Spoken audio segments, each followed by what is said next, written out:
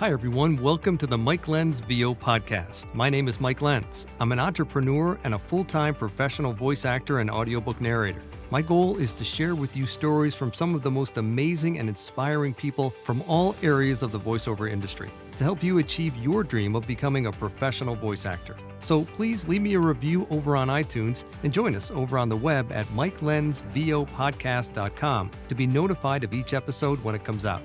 Now, get ready to be inspired. Hi, everyone. Welcome to another episode of the Mike Lenz VO podcast. Today, it's just going to be me giving you a quick update on what's been going on in my career so far. I know I haven't done one of these updates in quite some time, so thought this would be a really good time to just catch up with y'all and let you know what I've been up to. Some of the areas that I've been thinking about lately have been coaching, attending conferences for sure, and also social media and what that means to us. And I guess we'll touch a little bit on AI maybe as well. But for those who are relatively new to the podcast, I am a full-time voice actor, audiobook narrator, and podcast producer. I've been doing this full-time now for over 7 years. And before that, I owned a small brick-and-mortar business, and I did that for almost 30 years. And I also, during that time, had served in local political office. I was finance commissioner in my hometown and also served as mayor of my city. So that was a really neat experience. Did that for about 10 years, kind of in the midst of those almost 30 years of being in business. So I did those concurrently. And then when I got out of politics, I really had a lot of free time on my hands, and I was able to explore more of the creative side of who I was. And that was kind of hard to do because I had been perceived, I guess, myself perceiving me as someone who was a little more buttoned down, a little more conservative in terms of my practice. I was a pharmacist, I was mayor. Those were things that didn't necessarily lend themselves to a lot of creativity. But I did know that I really did enjoy the aspect of speaking to groups and speaking on the radio, speaking on television in my role as mayor. So I knew that that was kind of in there, that performance aspect. I'd taken some singing lessons in college. I had been in one show when I was in college. My dad is a very creative guy. He was a beautiful singer when he was younger and throughout his life, woodworker, painter, a lot of creativity in him as well. And so I know I had it in me, but I hadn't really let it bubble to the surface. And once I had that free time when I wasn't involved in politics, which was pretty much all consuming, then I could really start to explore some other areas of my life. I did start with exploring screenwriting, and I did have some amateur success in the screenwriting world. I was chosen to participate in a 8-week program with, I think it was a 10-week program with 8 other screenwriters from across New York State. And we got to participate in this program through the New York State Writers Institute and work with an Emmy Award-winning screenwriter to critique our not yet completed screenplays that we had started. And that was an amazing creative experience. That really solidified for me that I needed to have creativity in my life. And more than likely, it was going to be performative type creativity, acting, screenwriting, that type of thing. At that point in time, I didn't really have voiceover on my radar because I didn't really think about it. And it was actually at a filmmakers group meeting that I was at where somebody was handing out flyers for a voiceover training company. And I remember the kind of the light bulb moment where I thought to myself, wow, I could use my voice to communicate, which is one of the things I loved to do serving in political office. But I didn't want to run for office again. I'd kind of gotten that out of my system. But I could do this, get trained, get paid to do it, and use my voice to communicate, which I loved. So I decided to sign up and went through the training and absolutely loved it and was hooked from that point on. So that really became my singular focus outside of running my other business and, of course, my family, was to really see if I could make this happen. And my only real goal in the beginning was to just get a little bit of work, get training and figure out what I needed on the tech side of things, So I was concentrated on that area. At the time, there weren't a lot of home recording studios. A lot of people were going into the studios. but I really could see the writing on the wall, and I knew that recording from home was probably on the horizon. So I did spend a lot of time trying to create my home recording space, which a lot of people do in the beginning. And it took me a lot of time to get some traction. I think it was almost 7 months before I got my first paid gig. But I was just determined to keep going, until I figured out how to make enough money to at least pay off my training and hopefully put some money towards some equipment and creating that recording space. So eventually I started to get some traction, and it went from being this hobby and this interest to a side hustle. And then as I started to grow my client base, it became more of a legitimate part-time job. And it kept growing to the point where I had enough clients where I felt comfortable with selling my brick and mortar business and moving into this full-time. There were a lot of things that happened in between. That I started my podcast, and then other people started coming to me and asking me to produce their podcasts for them. I was able to speak at conferences about e-learning and using the voice and podcast producing, and so that gave me some credibility out there in the world. So I started getting some different verticals going in terms of my voiceover and audiobook narration and podcast producing. And then I started to book some audiobooks, and I fell in love with that aspect of voiceover, and that has continued to grow for me and is a wonderful part of what I do now on a full-time basis. I primarily do audiobooks. I reached some milestones in my career. I am now over 300 audiobooks that I've recorded, probably counting different platforms that I've worked on, probably closer to 400 audiobooks. But on Audible, which is the primary place where people gather and listen to audiobooks, I'm over 300 audiobooks at this point in my career. Also, over 200,000 downloads of this podcast. So thank you, all of you who listen and enjoy this information that I provide for you. And not only me, but also my amazing guests. So thank you for that. And it's been a great journey, and I've thoroughly enjoyed it. And for me, the audiobook world is my primary kind of my full-time job. I've usually booked out a couple of months in advance. I'm fortunate now to have built my career up to the point where I'm working with different publishers and producers, and it does it every day when I come down to my studio, I have work to do, which I'm so thankful for. A couple of podcast clients that I work with on a regular basis, and then on top of that, I am on the casting platform Voice 123. And I actually do have an affiliate partnership with them, and I do have a code in the show notes. If you want to join that platform, there is some discount if you want to check that out. But I use Voice 123. I know there's other platforms, but for me right now in my career, that's what I'm using. And I also have other clients that I do some commercial work with. I do some internal video work, corporate video work, e-learning work. I do have a national agent that I get auditions for, and I book work through them. So in addition to the audiobooks and the podcast producing, I'm also doing some of these other areas of voiceover as well. And I think one of the things that I wanted to touch on today kind of briefly was immersing yourself in the industry. For me, I did make it a priority to attend conferences, especially early on in my career, and I continue to do that now. I don't attend every conference, but I absolutely do attend the APAC conference, which is the Audiobook Publishers Association conference. Whenever it comes to New York City, I'm relatively close to New York City in upstate New York, and so I do attend that, and that's a place where over 600 people meet, and it's where narrators and producers and publishers can come together, and we get to meet one another face to face. So it's a great, amazing, incredible networking opportunity.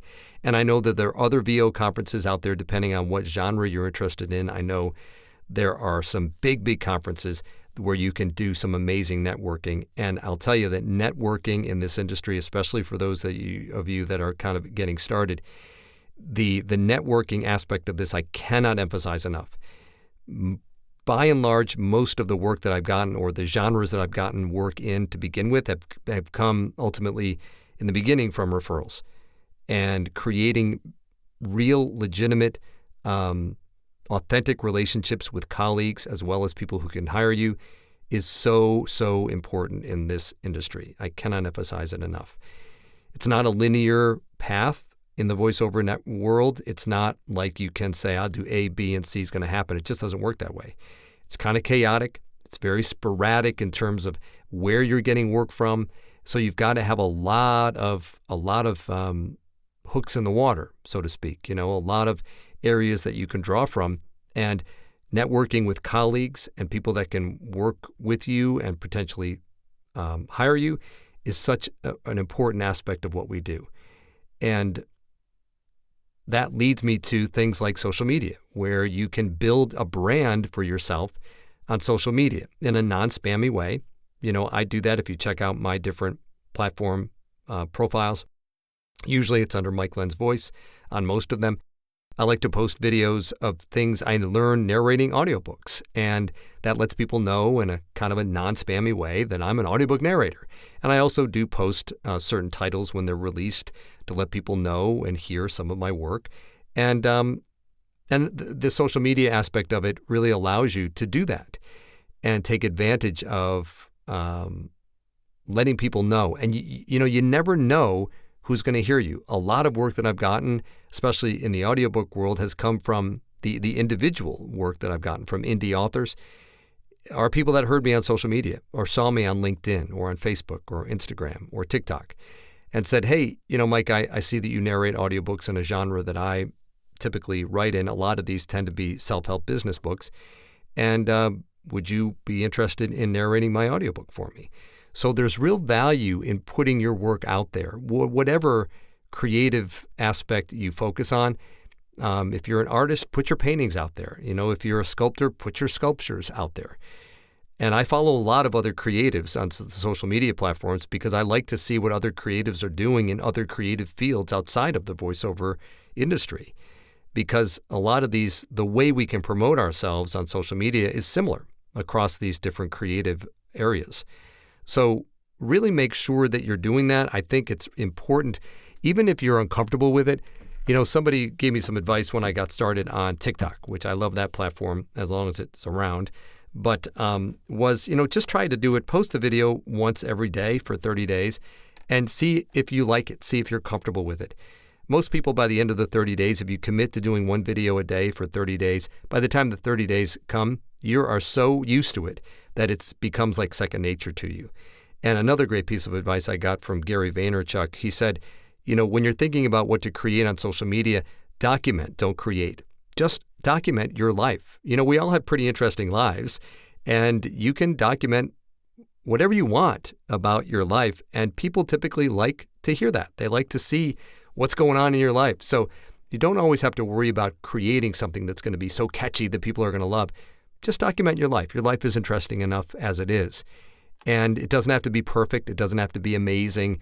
You don't have to have all these graphics and music. Just start. Just start creating content on social media about what it is that you do, what you believe, what you want people to hear from you, what gifts you want to offer up to people. And it's fun. And it's a really important part of what we do in terms of getting our message out and getting our brand out to the people that, as always, could potentially hire us. So don't forget about social media. It's really, really important. Don't forget about attending conferences if you can. I know they're not inexpensive, but if you can find a conference within the area of voiceover that you're interested in, the networking and the relationships that you will develop, it will be invaluable for you. No question about it. And then, coaching, working with coaches to improve your game. I really saw this firsthand. I had a producer reach out to me for a book that they wanted me to record or audition for one of the big five publishers. Happened to be Hachette was this particular publisher. And I had done the first edition of the book 4 years ago in 2021. And they liked my voice. They were very interested in having me redo it, but they were going to listen to some other voices because it had been a while. And the producer was kind enough to say, hey, look, they want you in the mix. They're probably going to use you, but they nothing against the performance you did the last time, but they just want to listen to some other voices. So I did the audition. I sent it in, but I went back and listened to the file because I'd saved it of the work that I had done back in 2021, 4 years ago. And I could see a very clear difference in my performance. And I knew after listening to it that the hard work that I'd done in working on my own craft and honing my abilities was paying off because of course I'm biased. I'm trying to be as objective as possible. But objectively listening to my voice from 4 years ago to listening to it now, clearly I'm a better narrator than I was 4 years ago. And that's really important for you to make sure that you're striving to get better. And by the way, I did book the title. So I am narrating the second version of the newest revised version of this book. But it's so important to get better all the time. This is a really competitive industry, and it's getting more competitive every day.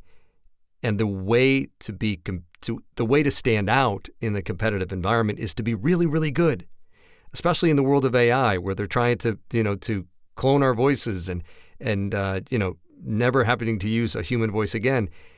The people that are going to have real success or continued success in the industry are the people that are really good at what we do.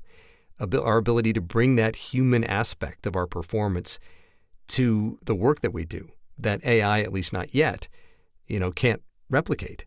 So, and I do coach. I coach regularly with different coaches, and I really encourage them to push me outside of my comfort zone, because I still have goals that I want to achieve. There's goals within the industry that I haven't achieved yet, and I'm relatively goal-centered. I'm not obsessively goal-centered, but setting goals does help me in terms of, I'm good at deadlines. I'm good at setting goals and trying to attain them.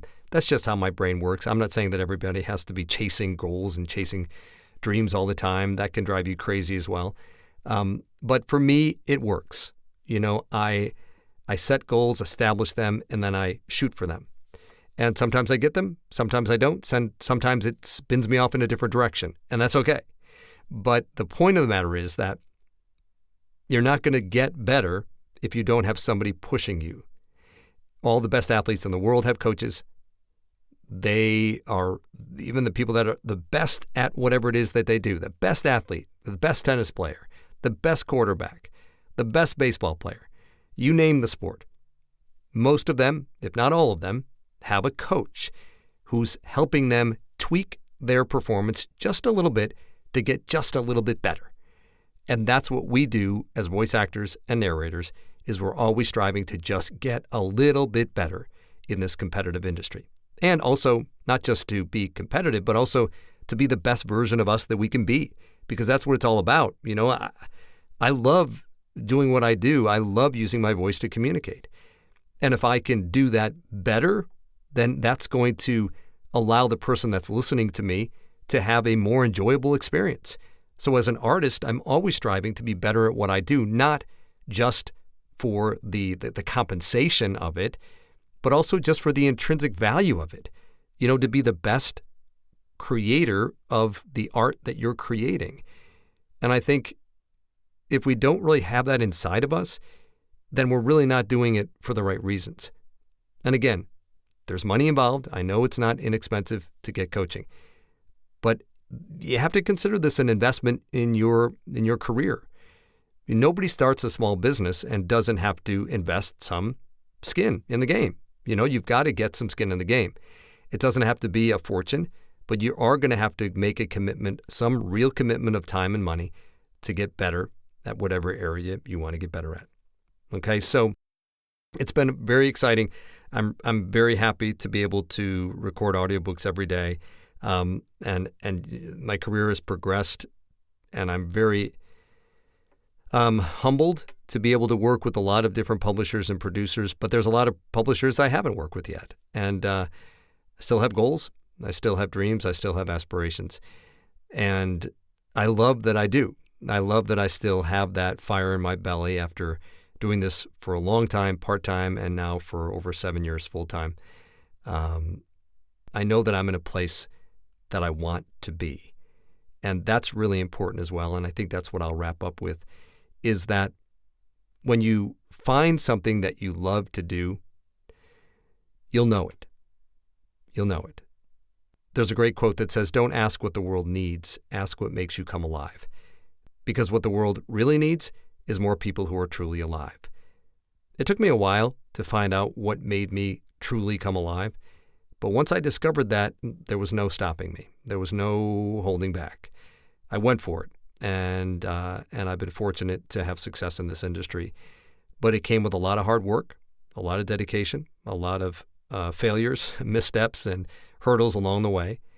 But once I found out what made me come alive, then even though it was difficult, in many respects, it was easy because I knew I was on the right path.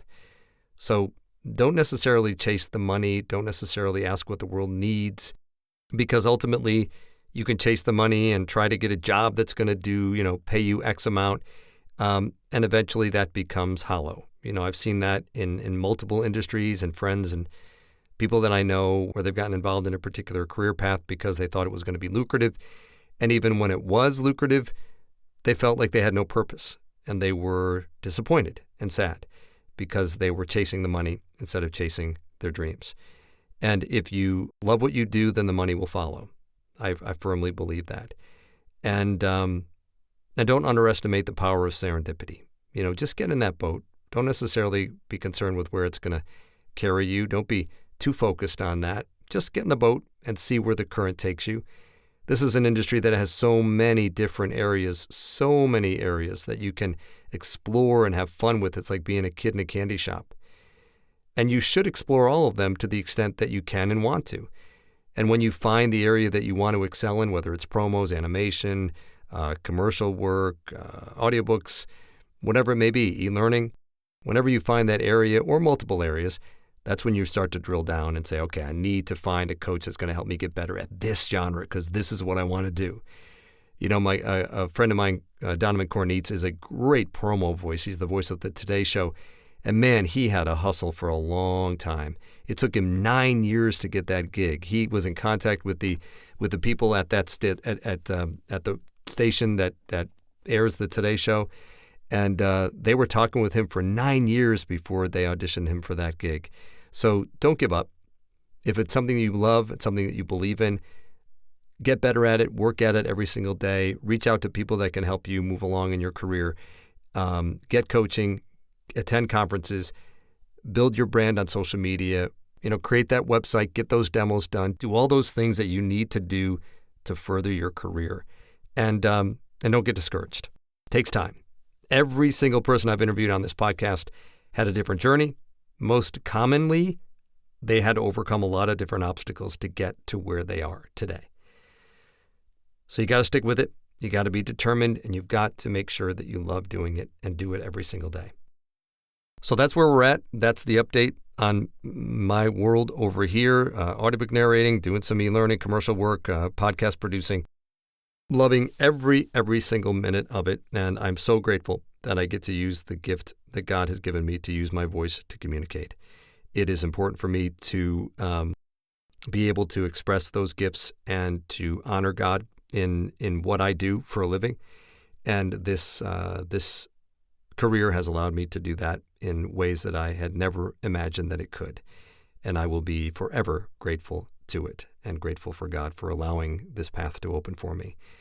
And I pray and hope that God opens the path for you on your journey into voice acting or whatever other creative endeavor you are exploring. I wish you all the best, and I cannot thank you enough for listening to this podcast. And feel free to reach out to me at any point. You can find my contact information in the show notes and on the website. And I'd love to hear from people who are listeners and let me know how you're enjoying the show and any ideas you have for future guests. All right, thanks for tuning in. I'll catch you next time on the Mike Lenz VO podcast. Thank you so much for joining me today on the Mike Lenz VO podcast. Head on over to MikeLenzVOpodcast.com for links and recaps of each show. Catch you next time on the Mike Lenz VO podcast.